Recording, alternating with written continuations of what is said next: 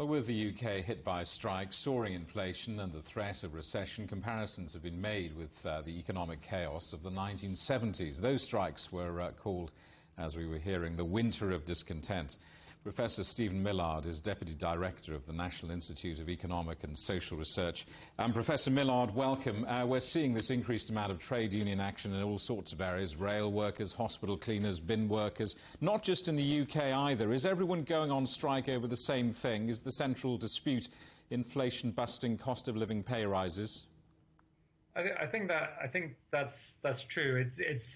Inflation has been very high across Western Europe. It's been driven by the high cost of energy, and is particularly resulting from the dreadful war in the Ukraine at the moment.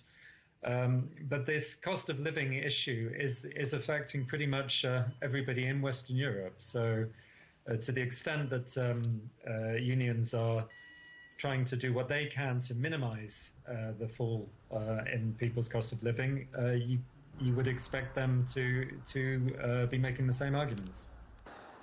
Nostalgia isn't what it used to be. Those of us who are older remember the winter of discontent at the end of the 1970s. What do you make of these headlines about a summer of discontent?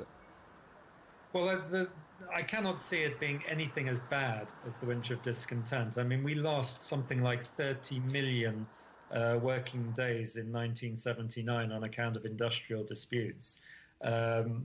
The most recent data we have for 2019 was we only lost 285,000, so 1/100th of the number of days lost to strikes. So even a large increase in strikes this year would not come close to 1979.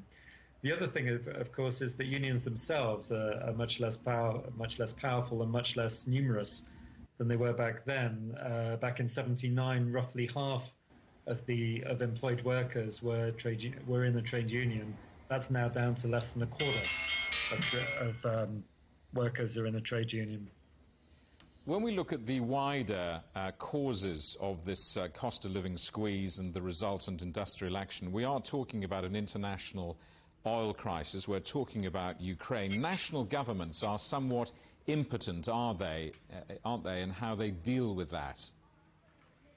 Well, I mean, we have a terms of trade shock here. We are having to pay out more as a nation for things that we import relative to things that we export. And there is nothing that the government can really do about that. But what they can do is they can seek to minimise the cost faced by the poorest members of society, as indeed the recent announcements by Rishi Sunak attempted to do. Can we talk about individual businesses? I mean, realistically, what can businesses do to avoid the escalation of staff walkouts and industrial action? Well, I think the only way that you can avoid this is negotiation. I think it's up to businesses and their staff to sit down and get together and work out what is affordable from the point of view of the business, and to the extent possible to share what unfortunately is a hit that everybody is having to take. The UK government has said a number of times in interviews today that it is not part of this rail strike negotiation, although that has been argued with by the opposition, obviously. What more should government, national government, be doing to alleviate these crises?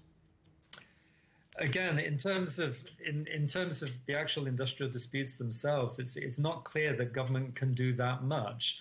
What government can do is they can support the most hardest hit households suffering from the cost of living crisis. And again, the recent announcement of extra support for the poorest members of society was very much welcome from that point of view. Professor Stephen Millard at the National Institute of Economic and Social Research in London, thank you very much indeed for talking to us. Thank you.